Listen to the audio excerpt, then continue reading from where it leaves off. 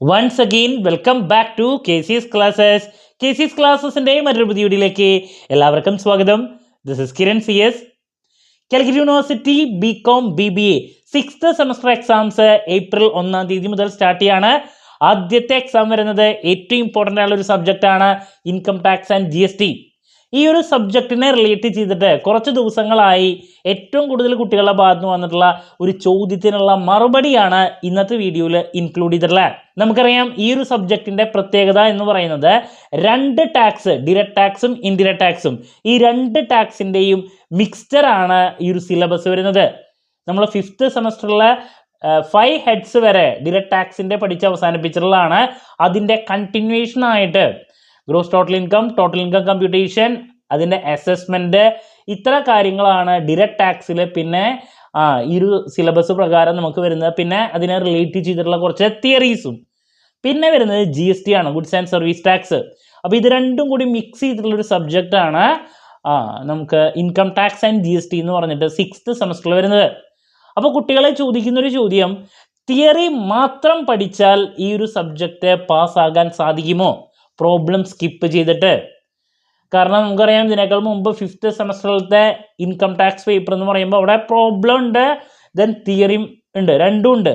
പ്രോബ്ലത്തിന് നല്ല രീതിയിൽ ഇമ്പോർട്ടൻസ് കൊടുത്ത് പഠിച്ചാൽ മാത്രമേ അവിടെ പാസ്സാകാൻ സാധിക്കുള്ളൂ. സോ അതുപോലെ തന്നെയാണോ 6th കേസ്?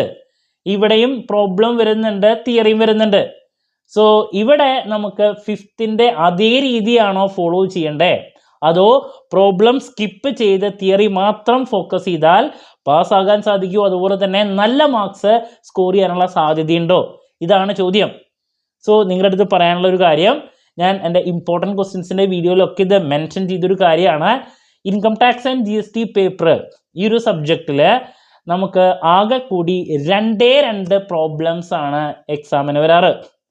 പാർട്ട് ബിയിൽ 5 മാർക്കിൻ്റെ ഒരു പ്രോബ്ലം, അത് മോസ്റ്റ്ലി ഗ്രോസ് ടോട്ടൽ ഇൻകത്തിൻ്റെ ഒരു കാൽക്കുലേഷൻ.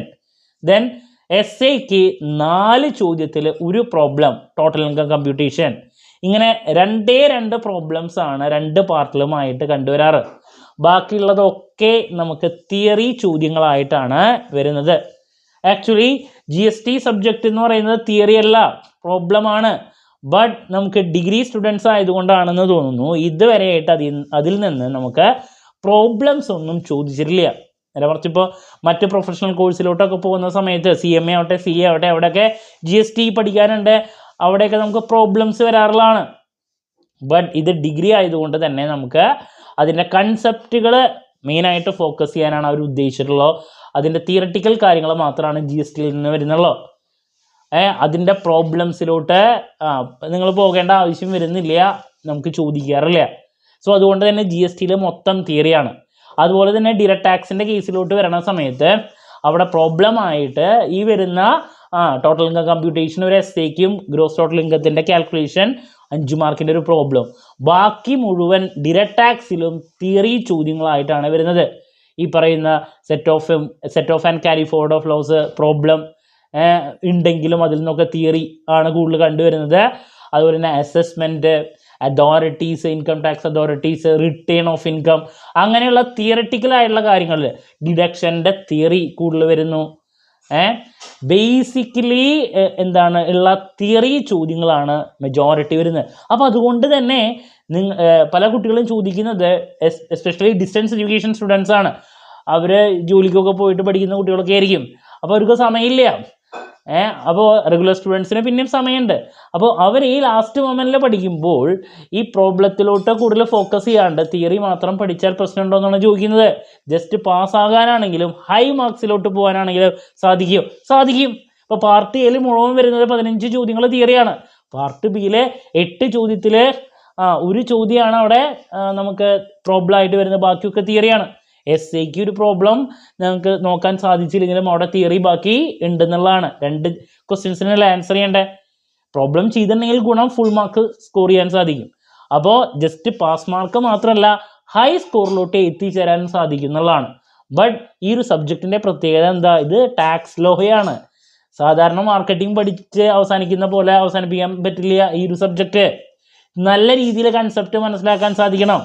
അപ്പോൾ അതിന് നിങ്ങൾ സെപ്പറേറ്റ് ഒരു എഫേർട്ട് എടുക്കണം. നിങ്ങൾക്കിപ്പോൾ റെഗുലറായിട്ട് കോളേജിൽ പോകാൻ പറ്റാത്ത കുട്ടികളാണെങ്കിൽ അതിന് അഡീഷണൽ ക്ലാസ്സിന് പോകാണ്ട് ഇതിൻ്റെ കൺസെപ്റ്റ് ഒന്നും മനസ്സിലാക്കാൻ സാധിക്കില്ല. അപ്പോൾ അതിന് വേണ്ടിയിട്ട് നമ്മുടെ സ്ഥാപനം എക്സാം ഓറിയൻറ്റഡ് ആയിട്ട് കോച്ചിങ് പ്രൊവൈഡ് ചെയ്തിട്ടുണ്ട്. നമ്മുടെ കോച്ചിങ്ങിന് ജോയിൻ ചെയ്യാം, ക്ലാസ്സസ് ആക്സസ് ചെയ്യാം, പഠിക്കാം, നല്ല മാർക്ക് സ്കോർ ചെയ്യാം. അതല്ല നിങ്ങൾക്ക് സെപ്പറേറ്റ് നിങ്ങൾ റെഗുലർ കോളേജിലത്തെ കുട്ടികളൊക്കെ ആണെങ്കിൽ ക്ലാസ് കിട്ടിയിട്ടുണ്ടെങ്കിൽ ആ രീതിയിൽ പഠിക്കുക. കൺസെപ്റ്റ് മനസ്സിലാക്കാണ്ട് ഈ ഒരു സബ്ജക്റ്റ് പ്രസൻറ്റ് ചെയ്താൽ അവിടെ പ്രശ്നം വരും. നേരെ മറിച്ച് ക്ലാസ് പ്രോപ്പറായിട്ട് അറ്റൻഡ് ചെയ്ത് കാര്യങ്ങൾ മനസ്സിലാക്കിയിട്ട് പ്രസൻറ്റ് ചെയ്യുകയാണെങ്കിൽ തിയറി ചോദ്യങ്ങളുടെ കേസസ് തന്നെയാണ് പറയുന്നത്, ഹൈ മാർക്സിലോട്ട് എത്തിച്ചേരാൻ സാധിക്കും.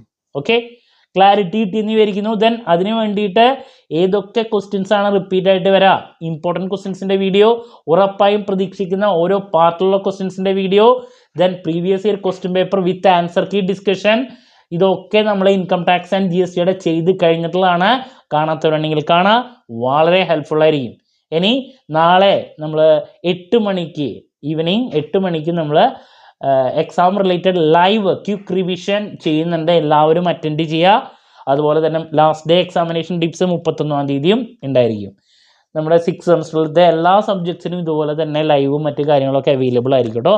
സോ ഇനിയുള്ള ദിവസങ്ങളൊക്കെ നല്ല രീതിയിൽ നമ്മുടെ ക്ലാസ്സസ് അറ്റൻഡ് ചെയ്യുക. ഞാൻ നേരത്തെ പറഞ്ഞ പോലെ എക്സാം ഓറിയൻറ്റഡ് ആയിട്ടുള്ള ക്ലാസ് നിങ്ങൾക്ക് വേണമെങ്കിൽ income tax and GST, fundamentals of investment, ഇതൊക്കെ അവൈലബിൾ ആണ്.